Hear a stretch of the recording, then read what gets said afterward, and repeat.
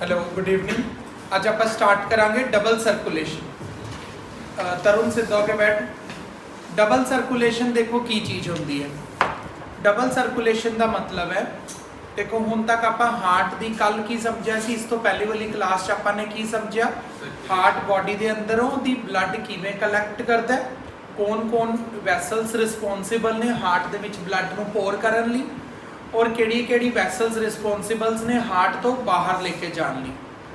फिर असी कल सिस्टोल एंड डायस्टोल पढ़िया, जिसने सानू दसिया भी हार्ट कलैक्ट किवें करता और हार्ट पंप किवें करता है। जदों असी कल सिस्टोल पढ़ रहे सीगे, उस चीज़ नूं अज मैं एक फ्लो चार्ट की फॉर्म दे विच इत्थे बना के रखा होया, उस चीज़ नूं समझते हैं। देखो सब तो पहला तुसीं देखो डीऑक्सीजनेटेड ब्लड है, जो डीऑक्सीजनेटेड ब्लड राइट ऑरिकल तो राइट वेंट्रिकल तक जाता है।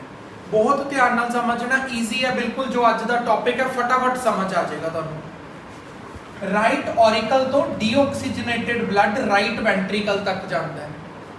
राइट वेंट्रिकल तो कित्थे तक जाता है? लंग्स तक। लंग्स तक कौन लेके जाएगा? Pulmonary arteries. बिल्कुल ठीक है। सारा तुहाडा जिन्ना आपां 2 दिनां च कीता ना, वो टेबल रिवाइज करवा देगा, कुछ नवा नहीं आने वाला अज। राइट ऑरिकल तो राइट वेंट्रिकल तक डीऑक्सीजनेटेड ब्लड जाता है। किहड़े वॉल्व्स लैके जाते हैं? मन्नत तू दस सकती है? Tricuspid valve. याद करो, ट्राइकस्पिड वॉल्व जदों ओपन होंदे ने तां राइट ऑरिकल तो राइट वेंट्रिकल तक जाता है। फिर राइट वेंट्रिकल तो लंग्स तक जाता है, कौन लेके जाएगा? Pulmonary arteries. फिर लंग्स तो लेफ्ट ऑरिकल तक जाता है। लंग्स तो हार्ट तक कौन लेके जाएगा? लंग्स तो हार्ट तक लेके जाएगा पल्मोनरी वेन। फिलिप्स परनियां आ रही ने ना तुहानूं? ठीक है, बिल्कुल। फिर लेफ्ट ऑरिकल तो लेफ्ट वेंट्रिकल तक ऑक्सीजनेटेड ब्लड, इत्थे किहड़े वॉल्व होणगे इन्हां दोनां दे विच? Bicuspid valve. ये तुहानूं हार्ट दा पूरा साइकिल समझ आया? हुण देखो, अगर तुसीं ध्यान नाल एक चीज़ नोटिस कीती होए, हार्ट चों एक बार ब्लड निकल के लंग्स तक जाता है, फिर दूसरी बार हार्ट चो जो ब्लड निकलता है तो बॉडी तक जाता है, यानी कि 2 बार सर्कुलेट, 2 बार पंप होता है। एक बार पंप किया जाता है ब्लड ताकि हार्ट तो निकल के लंग्स तक चला जाए, उन्होंने बोलते हैं फर्स्ट सर्कुलेशन। डबल सर्कुलेशन पढ़ रहे हैं ना, पहला हार्ट तो लंग्स तक भेजन वाली सर्कुलेशन फर्स्ट, फिर हार्ट तो बॉडी तक भेजन वाली की बोलते हैं आप सैकेंड। इसी चीज़ को आप बस अज बुक की लैंगुएज के समझना है। ਜਿਹੜੀਆਂ चीज़ा नहीं समझ आएगी एक एक करके तुम पूछनिया। चलो शुरू करते हैं अज की क्लास। अच्छा, जिन्हों मैं बोल रहा सी ना first circulation and second circulation, book उन्होंने नाम की देती है? Pulmonary circulation and somatic circulation. Pulmonary and somatic. हुण पल्मोनरी और सोमैटिक की होंदियां ने, इन्हों ही अज आप लाइन टू लाइन डिटेल के अंदर पढ़ांगे। चलो शुरू करो। पल्मोनरी सर्कुलेशन तो the circulation of deoxygenated blood from the right ventricle to the left auricle. हुण मैनूं थोड़ा जिहा इधर हार्ट की कोई पुरानी मेरी डब्बा डायग्राम बनानी पएगी, ठीक है? ये देखो, ये की हुंदा है? Right auricle, right ventricle, left auricle, left ventricle. हुण पल्मोनरी समझना, पल्मोनरी च मैं की समझा रहा? पल्मोनरी च मैं दस रहा circulation of the deoxygenated blood from the right ventricle to the left auricle. उरों दी निकल के उरे तक पहुंचण तक, उरों दी निकल के लंग्स तक जाता है, और लंग्स तो दोबारा कित्थे आंदा है? उरे। उरों दी उरे तक जिहड़ी सर्कुलेशन हुई है ब्लड की, उसनूं असीं की बोलते हैं? Pulmonary circulation. मैं याद किवें कीता है? क्योंकि उरों लेके भी पल्मोनरी जाती है, उरों लेके भी पल्मोनरी ही आती है। उरों पल्मोनरी आर्टरी लेके गई है ना, तो पल्मोनरी वेन लेके आई है। दोनों जगह ते मैं की बोलिया? पल्मोनरी। तो केड़ी सर्कुलेशन होगी? Pulmonary circulation. तेज हो रहे हो तुसीं, अगे देखते। Pulmonary artery supply the deoxygenated blood to the lungs for the oxygenation. देखो, जो आप पहला बोल दें, बुक बाद चो बोलती है, वो कहता राइट वेंट्रिकल तो पल्मोनरी आर्टरीज, देखो उरे लिख लिया सी ना सी, राइट वेंट्रिकल तो लंग्स तक कौन लेके जाता है? Pulmonary arteries. फिर लंग्स तो लेफ्ट ऑरिकल तक कौन लेके आता है? ये जेड़ा नीचे वाला ये वाला पार्ट हो गया उरों दी लैके निकाल के उरे तक पहुंचाण तक केड़ी सर्कुलेशन कहलाएगी? बिल्कुल ठीक है, आगे चलते हैं। Somatic circulation, circulation of the oxygenated blood from the left ventricle to the right auricle through the various body parts or the systems। ਹੁਣ देखो इस जगह तो जेड़ा ब्लड निकलता है शक्तिमान वो कित्थे जांदा है? अरोटा दे कोल। और अरोटा क्या करती है? अरोटा पूरी बॉडी दे अलग अलग पार्ट्स एंड अलग अलग सिस्टम्स दे कोल ऑक्सीजनेटेड ब्लड लेके जाती है। इत्थों दी ब्लड जाएगा, कंधा होएगा, आएगा कित्थे? उरे तक, यानी कि उरों दी निकल के उरे तक आन दी जेड़ी सर्कुलेशन है वो की कहलाएगी? Somatic circulation. सिस्टमैटिक नहीं है, थोड़ा वर्डिंग ध्यान नाल देखो। सिस्टमिक है, सिस्टमिक सर्कुलेशन। हुण इत्थों दी अरोटा लेके गई है, वापस कौन लेके आएगा? Vena cava. ठीक है, अब तो वेना कावा डीऑक्सीजनेटेड ही लेके आएगी। इत्थे राइट ऑरिकल च तो ऑक्सीजनेटेड पवाएगा, ऑक्सीजनेटेड तो उरों दी निकल के बॉडी तक चला गया ना। बॉडी हुण जब बॉडी कोल पहुंच गया तो गंदा हो जाएगा। हाँ, राइट ऑरिकल कोल कौन लेके आंदी है? वेना कावा, दोनों। ठीक है, inferior and superior vena cava दोनों ब्लड ले आके किनू दे देणगे? राइट ऑरिकल नूं। हुण लेफ्ट वेंट्रिकल तो लैके राइट ऑरिकल तक जिहड़ी सर्कुलेशन है की कहलाएगी? Somatic circulation. समझ आया? हुण देखो थोड़ा जिहा एक छोटा जिहा ब्लू कलर दा बॉक्स है, उहनूं ध्यान नाल देखना। Cardiac output in a man is about 5 litre during the rest. 5 litre during the rest. Human heart beat 72 times per minute in the every beat. About 70 ml of the blood is pumped by the heart. 72 into 70 कर लोगे तो कितना हो जाएगा? 5040। यानी कि एक beat के दौरान 5 लीटर ब्लड पंप हो जाता है।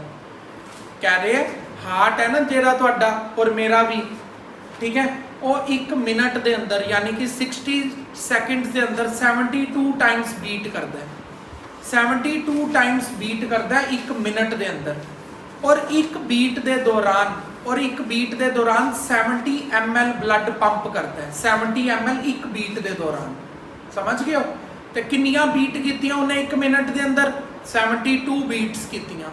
72 नूं 70 नाल मल्टीप्लाई करोगे तो 75040 मिलीलीटर, यानी कि round about 5 litre blood 1 minute के अंदर पंप हो जाता है। ठीक है, इट इज रफली equal to the total amount of the, यानी कि जेड़ा तुहाडी बॉडी के अंदर ब्लड है वो कहता लगभग 5 लीटर ही है। यानी कि वो 1 मिनट के अंदर पूरा ब्लड पंप कर सकता है। इन्ना तकड़ा पंप लग्या होया साडी बॉडी के अंदर। ठीक है, चलो। During the exercise and output the further increase is during the mild exercise 11 litre, in vigorous exercise 25 litre. कहता हाले तो जदों तुसीं रेस्ट ते बैठ के मेरे तो क्वेश्चन समझ रहे हो, इस वक्त 5 लीटर हो रहा है। जदों तुसीं वाइग्रस एक्सरसाइज ते जंपिंग करोगे, ठीक है, कोई एक्सरसाइज कर रहे हो, जिम च वेट चक रहे हो, उस टाइम ते 25 लीटर 1 मिनट च होंदा है। माइल्ड एक्सरसाइज कर रहे होगे तो 11 लीटर 1 मिनट च पंप हो जाता है। ठीक है, हाँ, ठीक है। कार्डिक आउटपुट होंदा उहदे चों कितना निकल के जा रहा है ब्लड, कितना पंप हो रहा है।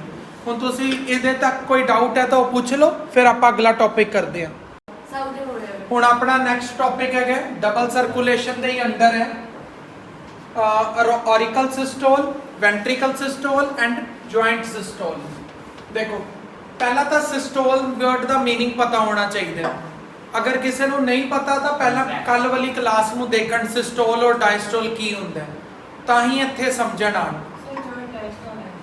जॉइंट की है? जॉइंट डायस्टोल है, DIAS है। हाँ, हुण सिस्टोल का मतलब की होंदा है? सिस्टोल का मतलब होंदा है ब्लड नूं बाहर पुश करना, चाहे जिथे मर्जी हो रहा होए।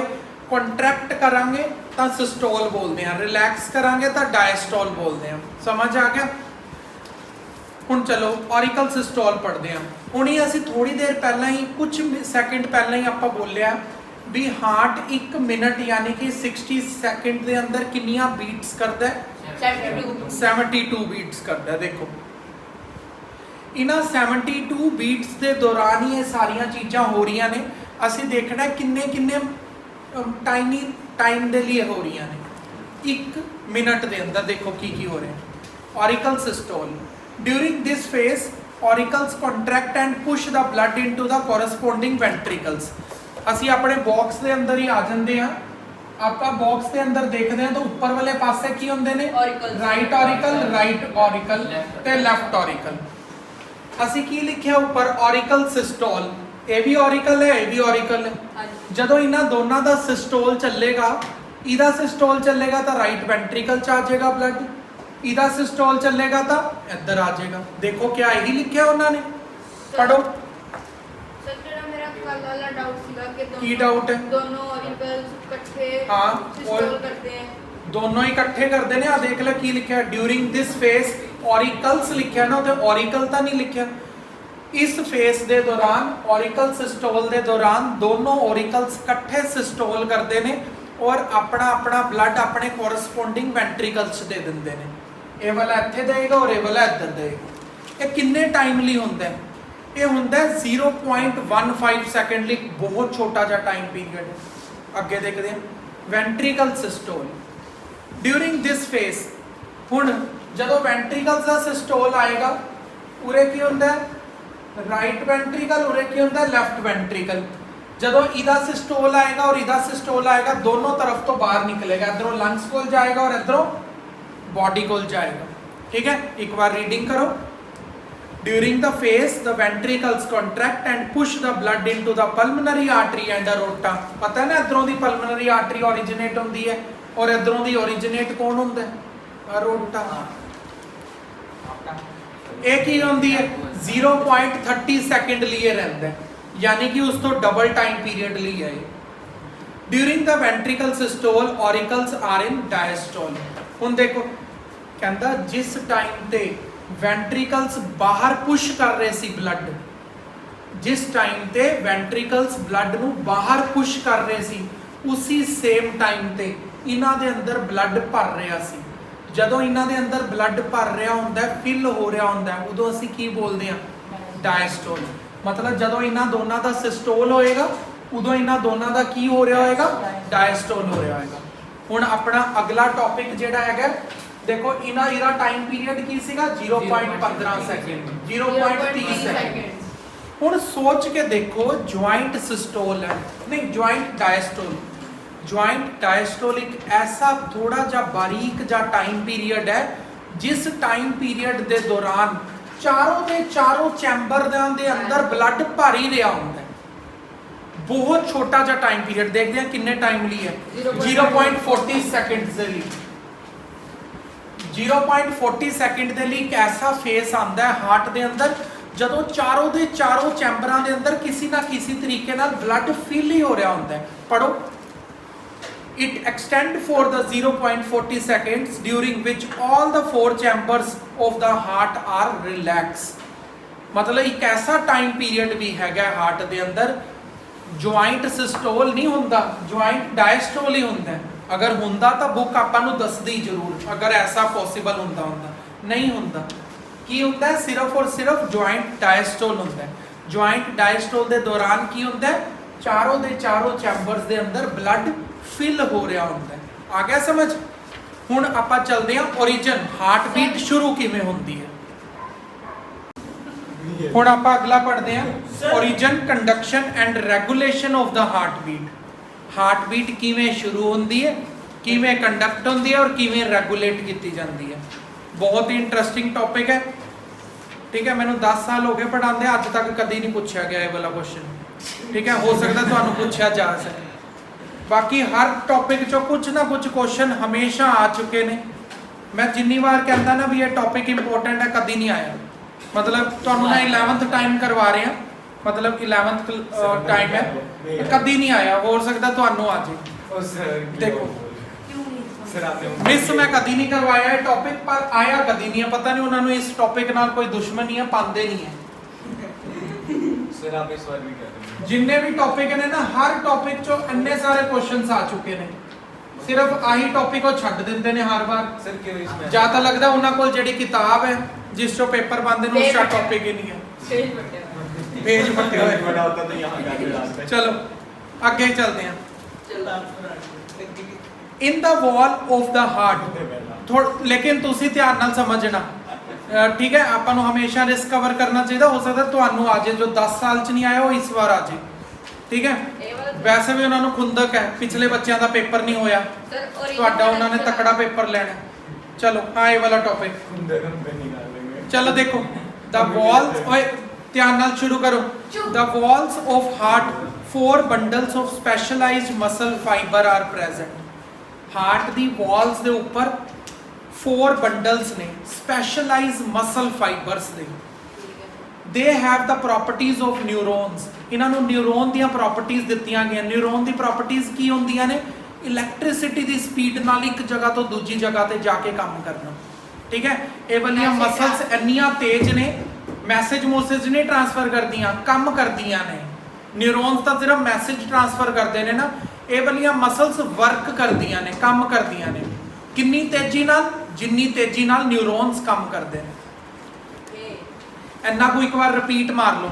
60 ਹਾਰਟ ਦੀ ਜਿਹੜੀ ਵਾਲਸ ਨੇ, ਹਾਰਟ ਦੀ ਜਿਹੜੀ ਵਾਲਸ ਨੇ, ਉਹਨਾਂ ਦੀ ਵਾਲਸ ਦੇ ਉੱਪਰ 4 ਸਪੈਸ਼ਲਾਈਜ਼ਡ ਮਸਲ ਫਾਈਬਰਸ ਨੇ। ਉਹ ਸਪੈਸ਼ਲਾਈਜ਼ਡ ਮਸਲ ਫਾਈਬਰਸ ਨੇ ਜਿਹੜੇ, ਉਹਨਾਂ ਦੇ ਕੋਲ ਪ੍ਰੋਪਰਟੀਜ਼ ਨੇ ਨਿਊਰੋਨਸ ਦੀਆਂ। ਹਾਲੇ ਸਿਰਫ ਇੰਨਾ ਹੀ ਪੜ੍ਹਿਆ, ਅੱਗੇ ਪੜ੍ਹਦੇ ਹਾਂ। That is, impulse can be conducted through them and termed as a nodal tissue. One such bundle, sino-auricular node or SA node. ਹੁਣ ਇੱਕ ਚੀਜ਼ ਦੀ ਅਸੀਂ ਸ਼ੁਰੂਆਤ ਕੀਤੀ ਹੈ, SA node, sino-auricular node। ਹੁਣ ਇਹ ਕੀ ਹੈ? sino-auricular node ਕੀ ਹੈ, ਉਹਦੇ ਬਾਰੇ ਆਪਾਂ ਨੇ ਹੁਣ ਰੀਡਿੰਗ ਕਰਨੀ ਹੈ। ਦੇਖੋ, is present the wall of right auricle near the opening of the superior vena cava। ਹੁਣ ਕਿਸੇ ਬੱਚੇ ਨੂੰ ਅਗਰ ਨਹੀਂ ਪਤਾ ਤਾਂ ਉਹਨੂੰ ਸ਼ਰਮ ਹੋਣੀ ਚਾਹੀਦੀ ਹੈ ਵੀ ਸੁਪੀਰੀਅਰ ਵੇਨਾ ਕਾਵਾ ਕਿੱਥੇ ਖੁੱਲਦੀ ਆ। Right auricle, right auricle. ਇੱਕ ਬੱਚੇ ਦੀ ਆਵਾਜ਼ ਆਈ ਹੈ ਸਿਰਫ, राइट ऑरिकल। ਦੇਖੋ ਹੁਣ ਸੁਪੀਰੀਅਰ ਵੇਨਾ ਕਾਵਾ ਰਾਈਟ ਔਰਿਕਲ ਦੇ ਵਿੱਚ ਆ ਕੇ ਓਪਨ ਹੁੰਦੀ ਹੈ। ਜਿਸ ਜਗ੍ਹਾ ਤੇ ਸੁਪੀਰੀਅਰ ਵੇਨਾ ਕਾਵਾ ਓਪਨ ਹੁੰਦੀ ਹੈ, सेम उसी जगह पे नोडल टिश्यू प्रेजेंट है, ऐसे नोड उस जगह पे प्रेजेंट है। आ गया उरे तक समझ? अगे चलते हैं इनू लैके। अनदर नोड, एक होर नोड है, auriculoventricular node, AV node. एक होर नोड आ गई है, AV node, auriculoventricular node, AV node. It is present at the ventricle margins of the intraauricular septum. Septum ਕੀ ਹੁੰਦਾ ਹੈ? ਹਾਰਟ ਦੇ ਵਿਚਕਾਰ ਵਾਲੀ ਦੀਵਾਰ, ਇੰਟਰਾ ਔਰਿਕੂਲਰ ਸੈਪਟਮ। ਇੱਕ ਔਰਿਕਲ ਏ, ਇੱਕ ਔਰਿਕਲ ਏ, ਪਤਾ ਨਾ ਤੁਹਾਨੂੰ? ਇੱਕ ਔਰਿਕਲ ਏ, ਇੱਕ ਔਰਿਕਲ ਏ, ਦੋਨੋਂ ਔਰਿਕਲਸ ਦੇ ਵਿਚਕਾਰ ਇੱਕ ਦੀਵਾਰ ਹੈ। ਇਸ ਦੀਵਾਰ ਨੂੰ ਬੋਲਦੇ ਆ ਇੰਟਰਾ ਔਰਿਕੂਲਰ ਸੈਪਟਮ। ਜਿਹੜੀ ਏਵੀ ਨੋਡ ਹੈ ਉਹ ਇਸ ਜਗ੍ਹਾ ਦੇ ਉੱਪਰ ਹੈ। ਹੁਣ ਮੈਂ ਤੁਹਾਨੂੰ 2 ਨੋਡਸ ਦੇ ਟਿਸ਼ੂ ਦਿਖਾਤੇ हैं, टिश्यूज किथे किथे प्रेजेंट ने। एक तो एसए नोड है, एसए नोड किस जगह ते प्रेजेंट है? एसए नोड प्रेजेंट है राइट ऑरिकल दे विच, किहड़ी जगह? जिथे सुपीरियर वेना कावा ओपन होंदी है। ठीक है, दोनों अलग अलग जगह ते आके ओपन हो रही होणगियां ना, तां ही जिथे सुपीरियर वेना कावा ओपन होंदी है उस जगह ते एसए नोड शुरू होंदी है। ते एवी नोड किथे है?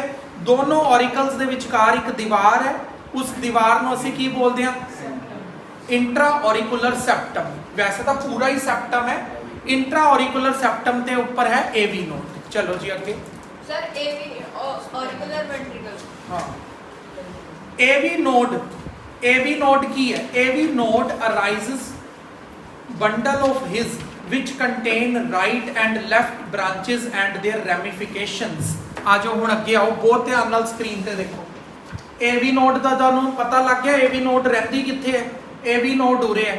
ਜਿਹੜੇ ਬੱਚੇ ਬਾਰ-ਬਾਰ ਟਾਈਮ ਦੇਖਦੇ ਨੇ ਉਹਨਾਂ ਦੇ ਇੱਕ ਥੱਪੜ ਪੈਣਾ। ਇਹ ਜਿਹੜਾ ਜ਼ਿਆਦਾ ਜ਼ਰੂਰੀ ਆ ਉਹ ਨਹੀਂ ਦੇਖਣਾ, 2 ਚਾਂਟੇ ਪੈਣੇ ਆ ਤੇਰੇ। ਏਵੀ ਨੋਡ ਪਤਾ ਲੱਗ ਗਿਆ ਕਿੱਧਰ ਹੈ? ਏਵੀ ਨੋਡ ਹੈਗੀ ਹੈ ਇੰਟਰਾ ਔਰਿਕੂਲਰ ਸੈਪਟਮ ਦੇ ਉੱਪਰ। ਹੁਣ ਸਿਰਫ ਮੈਨੂੰ ਬੋਲਣ ਦੇਣਾ, ਨਹੀਂ ਸਮਝ ਆਏਗਾ ਨਾ ਮੈਂ ਆਪਣੇ ਆਪ ਦੂਜੀ ਵਾਰ ਸਮਝਾਵਾਂਗਾ, ਦੂਜੀ ਵਾਰ ਆ ਜਾਏਗਾ ਪੱਕਾ ਸਮਝ। ਇੰਨਾ ਔਖਾ ਹੈ ਨਹੀਂ ਹੈ।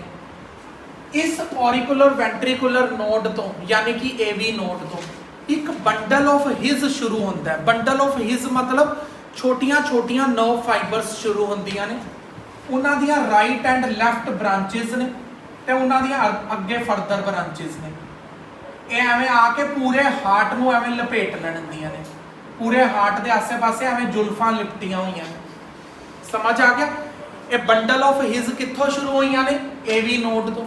इत्थों दी शुरू होके एवें राइट लैफ्ट गईयां और नीचे जाके एवें हार्ट नूं लिपट गईयां। समझ गए? चलो अगे चलते हैं। These branches extend up to apex। देख लो मैं इधरों दी ब्रांचेस बनाई ने, एक्सटेंड होके एपेक्स तक आ चुकी ने, हार्ट दे लोअर एंड तक। They give out the Purkinje fibers। These give out branches, Purkinje fiber forming a network which spread through the walls of the ventricles। हुण मेरी गल नूं ध्यान नाल सुनो। पहला एवी नोड सीगी, एवी नोड तो ब्रांचेस शुरू होईयां लैफ्ट ते राइट वाल, लैफ्ट ते राइट वाल पहुंचदे पहुंचदे वो कित्थे तक पहुंच गया? नीचे वेंट्रिक हार्ट दे नीचे तक पहुंच गया, हार्ट दे नीचे तक पहुंच गया। उरों दी शुरू होईयां हार्ट दे नीचे तक पहुंच गया। ये हार्ट दे नीचे वाले दो पार्ट ने, पहले पार्ट का नाम की है राइट वेंट्रिकल, लैफ्ट वेंट्रिकल। ये नीचे तक पहुंचियां ने, हाले सिर्फ नीचे पहुंचण तो बाद इन्हां दियां जड़ियां ब्रांचेस ने वो अगे इनू पूरा लपेट लैंदियां ने, इनू लपेट लैणगियां और इनू लपेट, इनू बोलते ने Purkinje फाइबर्स। पहला की बोलिया सी bundle of His. Bundle of His की है? जेड़ा एवी नोड तो शुरू होके नीचे वेंट्रिकल तक आया, बस सूरे तक रोक दो आके, वेंट्रिकल्स तक रोकता। फिर वेंट्रिकल्स तो शुरू हो दोबारा इहदियां ब्रांचेस शुरू होईयां जेड़ियां पूरे वेंट्रिकल दे ऊपर लिपट गईयां। जेड़ियां पूरे वेंट्रिकल दे ऊपर लिपट जाणगियां उन्हां नूं बोलांगे आपां Purkinje फाइबर्स। ठीक है, अगे शुरू करदे हां। The heartbeat originate at the sino-auricular node, hence is also called pacemaker।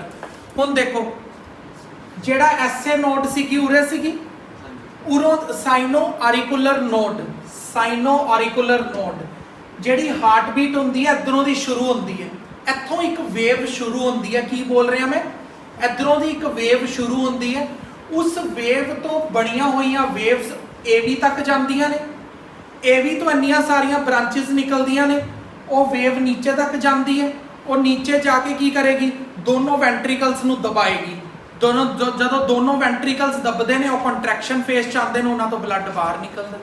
यानी कि असली जिहड़ी हार्ट दी बीट है, हार्ट वेव है, वो कित्थों स्टार्ट होंदी है? उरों दी। उरों दी सिस्टम जांदा इहदे कोल, उरों दी मैसेज जांदा इन्हां दे कोल, ये नीचे जाके की करदियां ने? वेंट्रिकल्स नूं दबा दिंदियां ने, यानी कि कंट्रैक्शन फेस आंदा है, उत्थों दी ब्लड बाहर निकल जांदा है। बहुत ही वधिया तरह का सिस्टम रब ने बनाया है। एक बार तुसीं इहनूं फटाफट रीड कर लो, फिर अपने डाउट्स पूछ लो। हुण अपना बस सिर्फ एक लाइन का क्लास रह गई है, फिर आपां अगे भंगड़ा पावांगे। चलो देखो, if the bundle of his, क्या शक्तिमान, इधर देख, बंडल ऑफ हिज सारे बच्चों को पता होना चाहिए। Bundle of His and Purkinje fibres की होंदे ने? Bundle of His AV node तो नीचे आने वाली डिविजन्स ने, फिर Purkinje फाइबर्स वेंट्रिकल्स नूं लिपटन वाली डिविजन्स ने। अगर कहता बाय चांस किसी बंडल ऑफ हिज दे अंदर आ गई ब्लॉकेज, वो काम ना कर पाइयां, उन्होंने मैसेज ना दे पाए, तो इस कंडीशन दे विच हार्ट ब्लॉक हो जाएगा। हार्ट अटैक नहीं आ रहा उरे, हार्ट ब्लॉक हो रहा उरे। ठीक है, हार्ट सीज हो सकता है।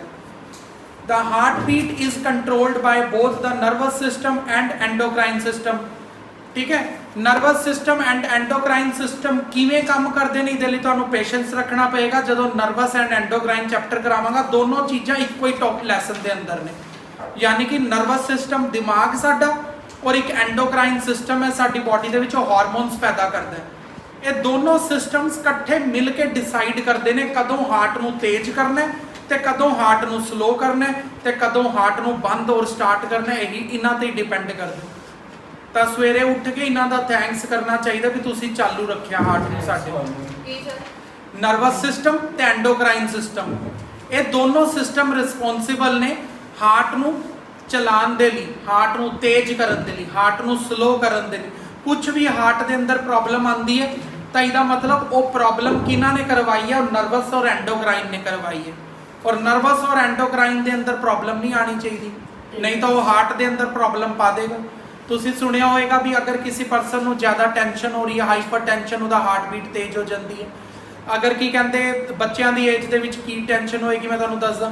ਹੁਣ ਜਿਵੇਂ ਪੇਪਰ ਮਿਲਣ ਲੱਗਿਆ, ਟੀਚਰ ਹੱਥ ਦੇ ਵਿੱਚ ਇੰਨੇ ਮਾਰਕ ਸ਼ੀਟ ਲੈ ਕੇ ਆ ਕੀ ਹੈ ਬੋਲ ਰਹੀ ਹੈ ਰਾਹੁਲ 99, ਅਗਲਾ ਸੁਮੇਰ ਮਤਲਬ ਹੁਣ ਸੁਮੇਰ ਨੂੰ ਲੱਗ ਰਿਹਾ ਵੀ ਮੇਰਾ ਪੇਪਰ ਠੀਕ ਹੋਇਆ ਸੀ, ਪਤਾ ਨਹੀਂ ਹੈ ਕਿੰਨਾ ਬੋਲੇਗੀ, ਮਾਰਕਸ ਵੀ ਬੜੇ ਕੱਟਦੀ ਹੈ, ਟੈਨਸ਼ਨ ਹੋਣ ਲੱਗ ਜੇਗੀ।